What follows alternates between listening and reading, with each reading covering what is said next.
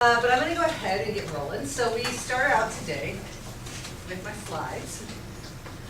And I'm starting at, follow you, so I know, about intellectual freedom. And if you wanted to follow along, you can hit down at the bottom here, this little back and forth buttons, but I'm going to get the big version of this sucker out here. How do I get back to the slides? It's probably a tab. Oh, okay, sorry. Okay, so there I am, intellectual freedom. Freedom. All right. I'm gonna get a big plus, you guys. The American Library Association, you guys know I'm going for library certification, talks about intellectual freedom and the right of every individual to have any material they want access to. So if a kid wants a book, the kid should get the book, is the general idea. I put the definition there. I'm not the type of person who likes to read to everybody. I do like to read, not adults. Not adults. I don't like to read to adults. But this is the definition from the American Library Association, and as I go through, you can see I put links to things. So anything that's this color is a link. Right here, you can just click on it and it goes to the page. So if you ever want to look at anything that I'm talking about, I've got a link for you, okay? Okay. Do they still have the list of banned books? Yeah. Well, that's what I wanted to start with. I have them touched outside my door. Is if you guys could, and I have a Google search link right there if you want, or you can just go to Google separately. Take a moment to do a Google search for banned books and find something that surprises you. If you already have one in your head, that's fine.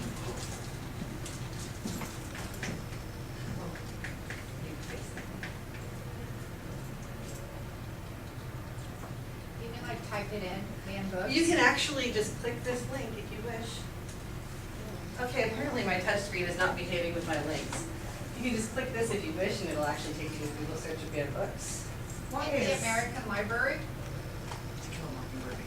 Oh. No, next page. So what? Struggle. But are we using that to? Oh. So it's on this page. We're doing a Google search of banned books. 13 Reasons Why it's been banned. Yes. There you go. What is something that surprises you? Does that surprise you? No. Does anything surprise you on this banned books list? They banned the book, but every student I ever had has seen that many years. So, yes, every That kid watches Typewriter? that. Sorry, Laura? Everyone's favorite book. What book? Mockingbird is everyone's favorite. Oh. Kill a Mockingbird. And we read it in school. To Kill a Mockingbird gets banned a lot, I'm yes. surprised about that. Typewriter? Yeah, that's the second one. Every Right, social absolutely studies true teacher should diary read for it part-time too. I read it my senior year of high school. I read it. What did this really? Yeah, I don't know what it is, what's it about? It's an It's excellent. about, basically, it's recounting his life on the reservation. About the Holocaust. And it covers like the reality of living on the res and then trying to better yourself and go to a better place. But it covers like alcoholism, how many people die, there's car wrecks, there's racism, there's all kinds of stuff in there. Cause like he leaves to go play basketball for a better school, and like people on the res hate him for it, and then the white people don't like him. And so, Well, the white people are Racial still kind of racist towards him. just a tiny bit. All that. Ugh, Tiny White bit. people have. So, White people. so there are really, really strange reasons that we don't think of that maybe books will get banned, and I don't know why that one got banned. Maybe it was racism, maybe it was violence. They didn't like the alcohol. and violence. Alcohol. There's a lot of violence. There is quite a bit, yeah. Yeah. 2015, the Bible? Strange, the Bible. It's strange how many things get banned for Well, violence. there's a lot of bad things in those books, so, It's strange things getting banned for violence when you look at any video game. yeah. Right? Any video game. Even TV Now, shows. big hard sex criminals I can see, but the Bible? So There's parents a lot of risque stuff. have concerns sometimes. Has anybody in this room actually faced a challenge on one of the materials they've used? Has anybody had a parent say, I don't want my kid to read that or use that book?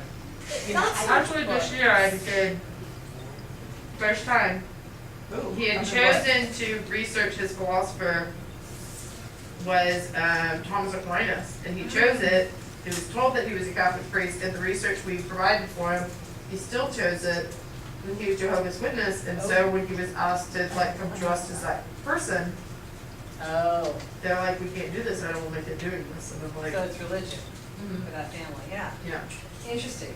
I have a little thing, I'm going to show you these Web 2.0 tools as we go. This is kind of an oldie but goodie, but it says right here on the in-school slide, where it says share some ideas here. If you click on that, you can actually go ahead and participate in this. It's a poll everywhere, if you haven't used it before, and it'll pop up your ideas. So the question is, what are some topics that come up in school that parents may find concerning? I kind of like to show a few of these things as I go too. So I like to use this with my students. I use it very sparingly because some of them get really creative in their responses and it goes up on the board. And they are teenagers. Hello. Oh, so this is like a Kahoot? It's just a little collection of, it collects responses. So if you type an answer in, it'll collect the answer.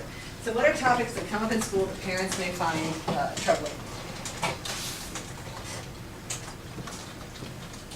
Like subjects like we teach. Subjects, topics, things like that. I've had, for example, I was talking to the kids about things like one of them had a problem with some biology work that they were doing because there were body parts involved. I've had some, like you were talking about the religious objections. There are other things. Okay, sexual themes, drugs, alcohol, ideas that go against their personal beliefs, violence, immigration, and refugee rights. Interesting. Violence in texts. So I do like this tool. Just wanted to show it to you. Partisan politics. That is an interesting thing. Oh, yeah. I'm Just very today, careful when I read the do newspaper stuff with the kids, when I talk about political issues, I try to make sure I present both sides, even though I have my own opinion. I have to choke that back and try to help them. So you guys are coming up with your good ideas. Sexuality of any kind, civil rights, conception, labor, delivery, religion, sexual content, religious content, bigoted content, political content. So I see what you guys are doing here. This is good. You're coming up with a really good brainstorming list. I do like this tool. I do. It's a good one. Can we even wait for this? Yes. Alright, so you're happy? You got some good ideas. So sometimes parents do have concerns and problematic topics that have been brought to your attention. We've just talked about them. Common reasons for challenges to books. When a parent comes and says, I do not want my child to access this book. I don't want any child to access this book. I don't want this book to be available to children, period. That's kind of the thing that I was going to get to here in a minute. And often that's because of sexual content, violence, offensive language, and things that's not right for the age group. So if you're talking about like a 5-year-old versus a 15-year-old, what's appropriate? And that's something we don't think about a lot in high school. But other reasons that people may challenge instructional materials, I think we just kind of zip through that. When a parent has a complaint, an actual complaint, there's a whole process we should go through, and the formal complaint is very much at the end. If you're following along, you can see this. But you should, if the parent comes to you and says, my child should not read this book, my child shouldn't read Hamlet because everybody dies, whatever it is, it's sad. Literally. You should, spoiler alert, I'm sorry. It's a lot like The Lion King, but sadder. I should warn you, he had a girlfriend too. He had a girlfriend, indeed. But, so you have to try to diffuse that situation if you can. Before it gets down to, a formal complaint with the school board approved form and all this other kind of rigmarole, you try to diffuse the situation. And if that is not happening, the last step in the process is a formal complaint. And that, of course, has a form the school board gave us, where they fill it out and they bring it in. And that's actually kind of an onerous form. And I think it's kind of an onerous form on purpose. They don't want people just to be flippantly filling out forms all the time. They want it to be a real concern. Oh, wow. So if you click on that link, you can see this rather onerous form. And they've recently updated it. I made this entire presentation and got it all ready to go, and then last week this email came out and they said, hey, we've updated the form. And I went, so this is the brand spanking new, perfectly updated form. Requests for reconsideration of instructional materials, and then there's a form after that that follows where the committee that reviews the material uses that. And then the third one is if you're going to show something in class that you think may present a problem, that's sort of the get out ahead of the problem form. We had them, Reyes and I had them sign a permission slip before they read I Know What a Caged Bird Sings last year. That's what this is. Or this is an actual electronic resource kind of thing. You're going to show a movie that's PG-13, something. But the person who does it doesn't have to be a parent. It could be someone in the regular community, just somebody who lives across the street. Somebody in the community can make a complaint. And they can complain on behalf of their own child. They can complain saying the whole school shouldn't have to do this, and it's actually in the form, so kind of strange. The only thing they cannot contest is adopted materials. So the book that you teach your class from, that you get out of the book room, they're just going to have to deal with it. That's been vetted, been through a process. So. Come on. And I love that the form asks them if they've actually looked at it. Have you read the whole book? Have you seen the whole movie? What is your problem with it specifically? Did you, the grown-up who is complaining, actually look at the thing you're complaining about? Or you just hear something on the Facebook and on the Twitter? Specifically, what was objected? What would happen if we used this in school? What age group should be using this? These are really good questions because it makes the person making the complaint consider it entirely. What would you do instead? And then what do you want us to do about it? Do you want it to just go away entirely? Do you just want to block your kid? Do you want to make it optional? So that's really the thing that you ask in this form. It's kind of a pain in the butt. And they have to make a committee. I've got the committee on here. The committee actually has to have the principal on it. The principal appoints the committee. So it's probably going to be the teacher who's teaching the thing. It could be district level staff on there too. It could be the parents. It could be the complainant. You can put kids on this committee. So this whole process involves a bunch of people who have to go in and read the book or watch the movie or review the thing and really consider it and fill out yet another form. And it has to conform, they have to decide if it conforms with the policy that I've linked here, the BISD Instructional Resources Policy. And they have to make a written report. Very much like the Supreme Court. They do an opinion and they can have a minority report, which is like the dissenting opinion in the Supreme Court. And then the complainant could appeal the decision, but I don't know that appeal process. I was unable to locate it. I think once it gets to that point. But So how long does this take? Because how much instructional time is lost? the committee should, it says in some of the documentation I've located that the committee should review it and there should be a reasonable time expectation.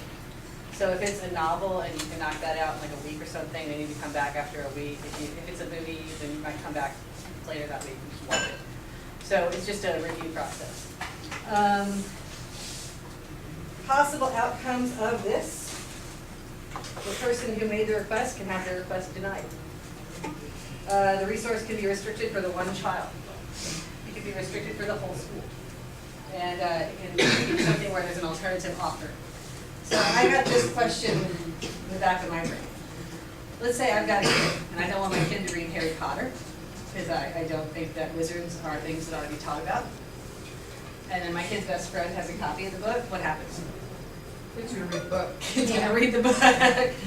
So I do wonder about that. You say, my kid can't read Harry Potter, well fine, you know what, his best friend can read Harry Potter, and then hand him a copy. This is what happens every time, they've got the entire internet in their pocket. So that's one of the things in the discussion process I do want to think is probably reasonable to tell the parent, hey, your kid's got the internet in his pocket. Okay, so Or the school libraries. as much as you want to protect your child, he's got the whole internet in his pocket. Which is actually the thing that we're going to talk about on Friday, the whole internet, the entire internet in 15 minutes. Let's be honest, when you tell a kid they can't do something, Yeah. they just want to do it, they're bound and determined to Yeah. do it then. It's the Oh, best yeah. way to get them to read.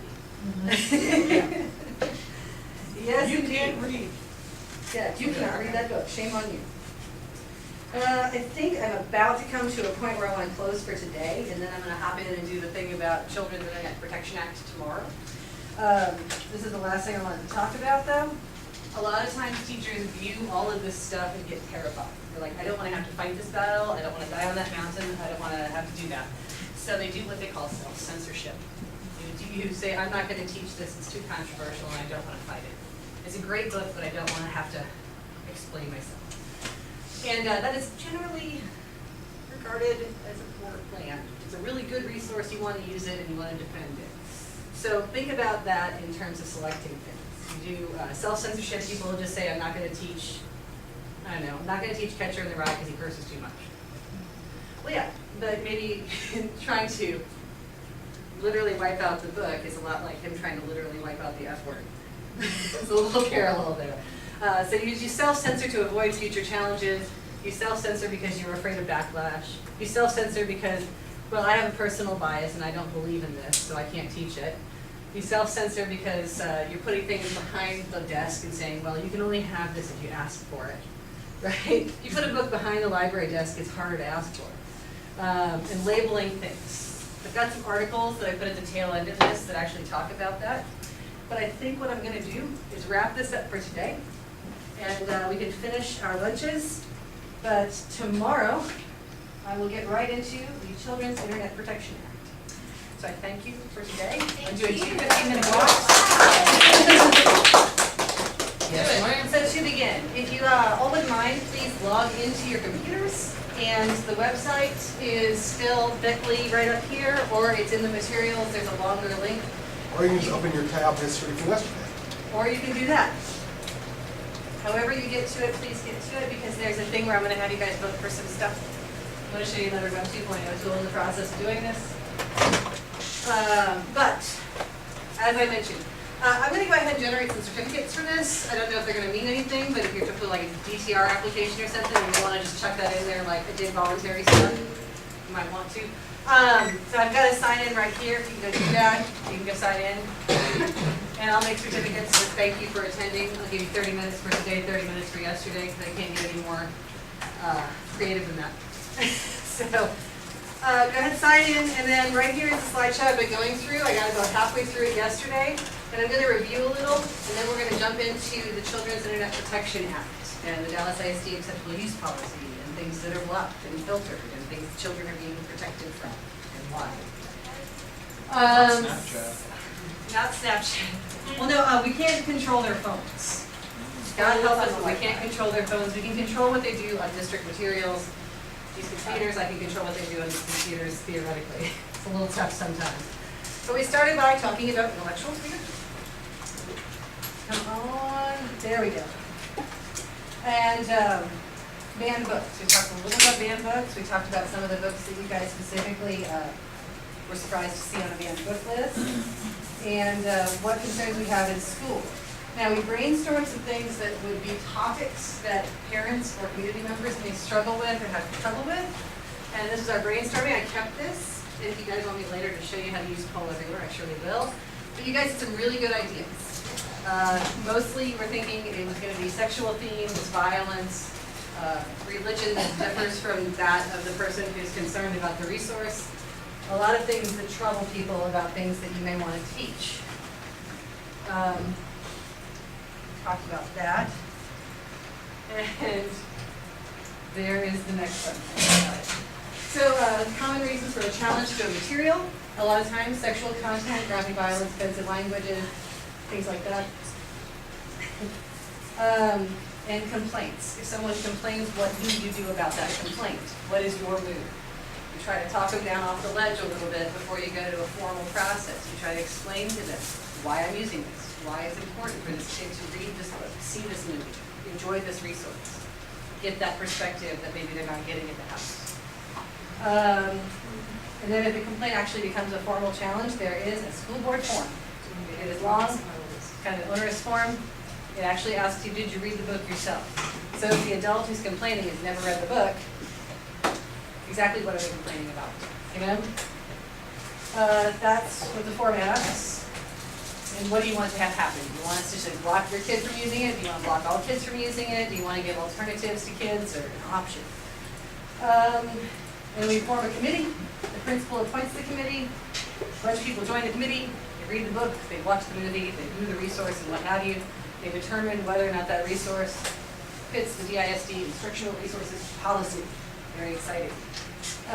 They have a written report of their findings, they come to a conclusion, and if the complainant is not satisfied, they can appeal the decision. So we talked about that. Let's get past this and come to limitations on access and self-censorship. We got to this at the very tail end yesterday. Self-censorship. People who specifically don't choose a resource that they would otherwise have chosen because they are afraid of backlash from that resource. I'm not sure if the parents are going to be okay with me making their kid read this book, so I'm just not going to read it. This happens with librarians when they're ordering materials. They're like, God, I don't want to buy that book for my library because I'm not sure bad stuff might happen to me personally. Has anybody here either heard of a colleague or personally had some kind of incident of self-censorship where you said, I like it, but I can't use it? Okay, 1, 2, 3, 4, 5, 6 people. Anyone want to throw out an example? Yes. Brave New World. Brave New World. And you didn't read it with your kids or your I friends? didn't read it with the kids. I was originally going to instead of 1984, but because there was so much sex in There was a Brave lot New of World, sex. I was like, probably not. We'll just do 1984. Yeah, there's some sex in 1984 too, but it's not as No, not nearly so much. No. Yeah, anybody else want to throw in another thing you self-censored or you heard of someone? Susie? I self-censored the first time I wanted to teach Invisible Man, the Ralph Ellison Yeah. one, and I decided not to do a whole class one, but allow the kids to choose in their summer, like in their spring project. And then I found that the kids really enjoyed it and took a lot from it. And so I went ahead and I was like, I'm just gonna put it in the curriculum the next year. Yeah, self-censorship is something that we sometimes do because we don't want to fight the battle, and I get it. When I'm in my future career as a librarian, I should definitely, though, put those books on the shelf. I should. Now, I have heard about a challenge that occurred where there was a book that had graphic pictures in it, and the librarian didn't realize that book was there because she had just come to the new library and she just got hired, and she's like, oh my gosh, some kid checked it out, the parent called. That book perhaps needed to be a little self-censored because maybe a teenager who's like 15 who goes to high school doesn't need to see all those images. No, especially not if they're 15. Yeah, If you well, watch the news. the youngest kids here are 14 or 15. Yeah. Anyhow, so self-censorship we did talk about. I wanted to make sure we we'll come to the news in a minute, I'm sorry. Well, but we wanted to make sure we talked about self-censorship because it's generally regarded as something we shouldn't do. But some of us do it, and there's a logic behind why we do it, but we should kind of watch ourselves, make sure, if we're doing true intellectual property. SIPA, Children's Internet Protection Act. We're sitting in a computer lab that is paid for with district funds, with federal funds. The internet you have right now at that computer is through E-rate, which is federal funding. And in order to give internet E-rate funding to schools, we have to protect the children. I put SIPA in your packet of materials. It is right there. It requires us to do certain things in order to give kids internet. Go back. Come back to it. There we go. We can't let them have inappropriate stuff, basically. We need to make sure they're safe. We need to make sure they're not hacking. We need to make sure they're not disseminating personal information, or we're not disseminating their personal information. I can't just put like my least favorite kid's home address on my website and say, go knock on his door and tell him to behave in the third period. Can't do that. Measures restricting minor access to materials harmful to them. So we're all supposed to make sure that the kids will be protected when they're using our stuff. They can't do a thing about their cell phones, but when they're using our stuff, we have to make sure they're protected. And I threw in the Dallas ISD acceptable use policy. That actually applies to us too. So if you're using a computer in a school, you must abide the acceptable use policy. And I threw a link to that. It's basically SIPA, all the things we're talking about. But SIPA actually only stipulates 3 things we have to prevent them from seeing, as far as I've read through it. They can't see things that are obscene pictures, they can't see things that are child porn, and they can't see pictures that are harmful to minors. So things that are harmful to them, we're not supposed to block with SIPA, games. SIPA doesn't tell us to block things that are not educational. That's something that Dallas ISD does.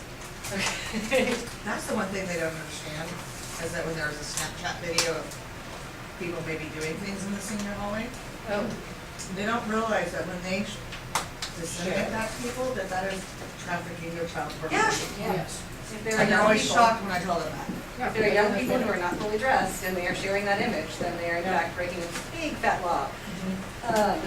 But our internet access is filtered. We filter. Have you guys run across anything you tried to use for class and it's filtered? Yes. Yes. Have we done it? I'm going to show you how to ask to get that unblocked in a second. This is what I've asked some kids. I asked some of my students, have you been blocked from viewing a thing that you wanted to use in learning? And these are just some random responses. I had a kid say he had an instructional calculus video on YouTube that wouldn't come up. Oh, it's an insidious calculus video, I'm sure. This child wanted to do a video about immigration. She was researching for a paper she was writing about immigration. The video wouldn't come. Immigration about illegal drugs for a research project. I believe that was for a health class. Instructional site for math, but the ad content apparently was inappropriate, so the whole site got blocked. Information about the human body for a biology assignment.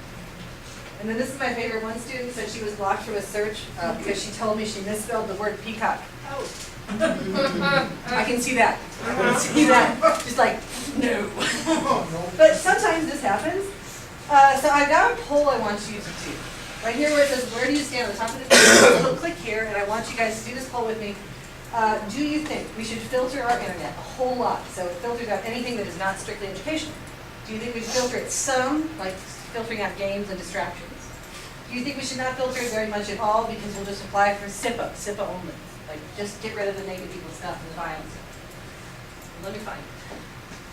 And this is Mentimeter, if you've ever seen it before, I can just do audience polling live like this, and it shows where you are. So most of you think we should filter some. Nobody's saying, one person says a lot too. So this is where we are, we've got 11 respondents. This is kind of cool, isn't it? I like that tool. I learned that in PD. I actually learned something in PD last summer. So most of you think we should filter some of the stuff, filter out some non-educational content. I gotta say, I work in a computer lab every day, and it is a little maddening how many games I have to go shut them, stop playing the game, stop playing the game, get back to work, open up the thing I want you to open. But yeah, most of you are kind of on the page of some. Now, if you were strictly adhering to SIPRI, you'd be over here with not much. So free for all, it's the wild, wild west, okay? But over here, a lot of filtering. That's, I think we usually fall somewhere between these two in Dallas. Okay, we do filter out some stuff that you want. We don't always filter out all the things we're supposed to. Kind of tricky. I've had issues with basic, like, news source videos from YouTube not being, like. I'm going to show you that too. I'm going to show you how to get your YouTube back up. Because there's a way to unblock YouTube videos. You can do it if you're logged in as a teacher. Yeah. But you also have to make sure you think about the fact that that's unblocking it for kindergartners too. It's a big district, so. Our filter blocks more than SIPA requires, but I was going to show you. This is good. If you are struggling with something that is blocked that you want unblocked, you can submit a repair ticket. Now this is the regular repair ticket that you submit. It's actually on your desktop, this little IT service desk thing. Yeah, exactly the same thing you used to. And if you look on this window after you log in, way down at the bottom, it says website blocking, unblocking, way down here. Like I could zoom in on it, I guess I can, there. Website blocking ends in the bottom right-hand corner. And if you click that, you can give them a reason why. I need to see this, I need to use it for my class. But it is kind of tucked away. But it's on the Remedy Force page. So you know. There you go, you learned something today. So you can submit a repair ticket. The other thing, by default, I think Dallas ISD blocks all the content in the world on YouTube.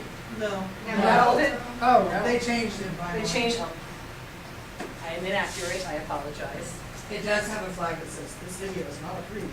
Yeah. Well, even if you're Yeah. not logged in though, I can still see a lot of music stuff. I Okay. can still see, like, there's a whole bunch of stuff I can still access. Okay, that's good. So I thought for sure they blocked everything until we unblocked it personally. But I was going to show you how to unblock something. Because underneath the video playback screen, you're going to see a blue bar. I'll show you, I have this video that I made for a class I'm in. There's a blue bar down there, video not approved. Click approve. You can absolutely do that. It becomes okay for anyone in Dallas to watch it. But again, a fifth grader. I It's agree with your kindergarten. YouTube channel. Yeah, this. Full of relaxing music. This is a video about like an introduction for a class I was in, where I was like, hi, I'm Heather, I'm a teacher. You know? So that's probably not too scandalous, and I could probably approve it. And then it says, video approved. Now anybody can watch it. And any one of us can approve. Yeah, anybody who's logged in. As long as you're logged If you're an adult person who works here and you're logged into your Google, you can approve stuff. Yeah. If you're a kid who goes to school here, you have to go find an adult. Yeah. An adult person who works here. So that is something to know. Look at that. I showed you how to find an unblocked ticket, and I showed you how to unblock a YouTube video. I'm proud of myself. Okay. It's two things today. So, should more or less content be blocked? What would happen if we blocked more stuff? One outcome. We lose access to stuff that could be really useful. Okay. So we could lose access to stuff that could be really useful. Would kids benefit from any more? Like if we blocked more stuff, would there be a benefit? Well, I think that if you block the games, Yes. that would be a huge benefit, because that would be one less distraction that we have to try to chase down. So there's distractions, and we should block the distractions? Alternatively though, You then can. if we don't block the distractions, we can teach them self-discipline. It's like if it's automatically blocked, it's like, oh, well, I just can't access this, or they have to get creative to go around it. But like if you don't block it, you have to go and teach them, like, look, you could distract yourself now, Yeah. but you're not gonna get your stuff done. So like you've gotta learn that skill. Wow, that's deep. How are you One going? of the difficulties with any content filter now, I mean, even when I was in high school, not that long ago, but there's been a significant technological gaps even from when I was subverting the content filter of Garland, is that VPNs are so common now that you can, even when I was in high school, in, 7 through 11, I had a flash drive and I could just VPN to anything. Yeah, there's ways to get around it, Katie? Yeah, going off what he said, that was the same thing. We had laptops at my school, like my last year I was there. Everybody figured out how to run the firewall. Yeah. What I was going to say originally was that I can see why they need some content to be blocked, but there's certain things like when we talk about for example, if you're talking about mass shootings, last year we showed Tyler Gambino, this is America.